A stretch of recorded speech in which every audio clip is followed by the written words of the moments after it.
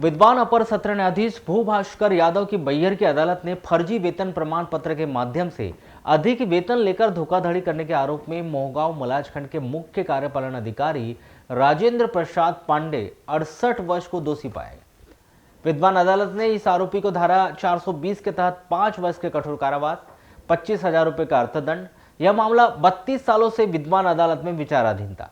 आरोपी राजेंद्र प्रसाद पांडे पिता मनमोहन लाल पांडे मूल रूप से ब्रजेंद्र निवास लॉ कॉलेज के पीछे वार्ड नंबर 6 रीवा झिरिया निवासी है। अभियोजन के अनुसार राजेंद्र कुमार पांडे मुख्य कार्यपालन अधिकारी के पद पर साड़ा ओमकारेश्वर में 18 जनवरी 1983 से 8 अक्टूबर 1984 तक पदस्थ थे। आवास एवं पर्यावरण विभाग मध्य प्रदेश शासन के आदेश दिनांक 17 अक्टूबर 1984 के द्वारा मुख्य कार्यपालन अधिकारी मोहगांव के पद पर राजेंद्र प्रसाद को विशेष क्षेत्र विकास प्राधिकरण साड़ा मोहगांव मलाजखंड में स्थानांतरित किया गया था।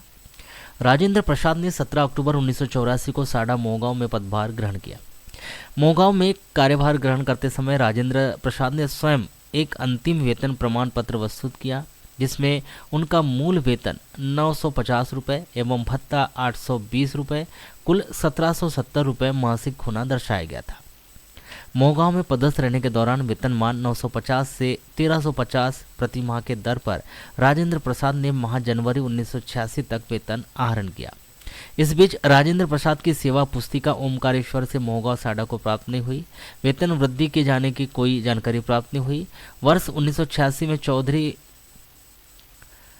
1986 में चौधरी वेतनमान के आधार पर वेतन निर्धारण हेतु कार्यवाही प्रारंभ की गई थी। तब यह तथ्य प्रकट हुआ कि आरोपी राजेंद्र पांडे अधिक वेतन आहरण कर रहा है। जांच करने पर पाया गया कि स्थानांतरण के समय ओमकारेश्वर से अंतिम वेतन प्रमाण पत्र जारी नहीं किया गया था, बल्कि स्वयं राजेंद्र प्रसाद ने फर्जी तरीके से अंतिम वेतन प्रमाण पत्र तैयार कर मोहगांव में प्रस्तुत किया था।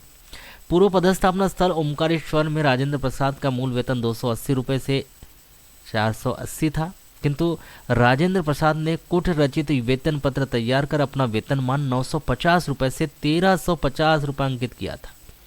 कूट रचित वेतन पत्र स्व राजेंद्र प्रसाद ने साड़ा मोहगांव में प्रस्तुत किया था और 1986 तक ज्यादा वेतन प्राप्त किया। तत्कालीन सीईओ डीके वासनीकर ने 13 अक्टूबर 1990 को थाना मलाजखंड में एक लिखित आवेदन दिया था, जिस पर प्रथम सूचना रिपोर्ट क्रमांक 110/90 दर्ज किया गया था। राजेंद्र पांडे के द्वारा प्रस्तुत अंतिम वेतन प्रमाण पत्र को जब्त किया गया था। अनुसंधान पश्चात राजेंद्र प्रसाद के विरुद्ध धारा 420, 467, 468, 409 के तहत अपराध पंजीबद्ध कर अभियोग पत्र प्रस्तुत किया गया था। इस मामले में 11 नवंबर 1990 को प्रथम सूचना रिपोर्ट दर्ज हुई थी और उसके बाद आरोपी राजेंद्र प्रसाद फरार हो गया था। उसकी अनुपस्थिति में 21 दिसंबर 1992 को अभियोग पत्र प्रस्तुत किया गया था। 3 नवंबर 1998 को न्यायालय के द्वारा आरोपी को फरार घोषित कर स्थायी वारंट जारी किया गया था। 2 सितंबर 2011 को आरोपी राजेंद्र प्रसाद पहली बार मजिस्ट्रेट न्यायालय में उपस्थित हुआ। उसके बाद इस आरोपी ने माननीय उच्च न्यायालय में याचिका 5755/95 प्रस्तुत की थी। प्रकरण की कार्रवाई स्थगित की गई थी। 3 फरवरी 2004 को स्थगन समाप्त हुआ। उसके बाद पुनः नई याचिका 2097/2010 पेश की गई। फिर उसे 22 अप्रैल 2010 को वापस ले लिया गया। इसके बाद पुनः नई याचिका 4728/2010 प्रस्तुत किया गया। इसके बाद पुनः MCRC क्रमांक 38,894/2019 पेश की गई थी, जो लंबित है। विचारण न्यायालय के समक्ष भी आरोपी राजेंद्र प्रसाद के द्वारा समय समय पर आवेदन लगाकर विचारण में विलंब किया गया। इस प्रकार प्रकरण के निराकरण में जो विलंब हुआ वह केवल आरोपी राजेंद्र प्रसाद के कारण ही हुआ।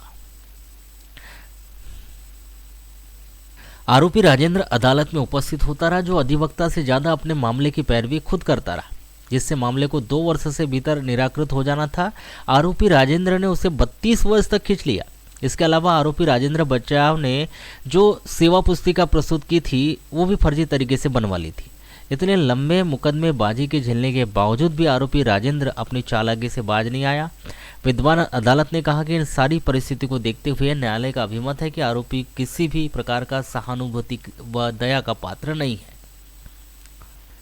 विद्वान अदालत ने मामले की समस्त परिस्थितियों को देखते हुए आरोपी राजेंद्र प्रसाद पांडे को धारा 420 के तहत अपराध में दोषी पाते हुए 5 वर्ष के कठोर कारावास और 25,000 रुपये के अर्थदंड से दंडित किया।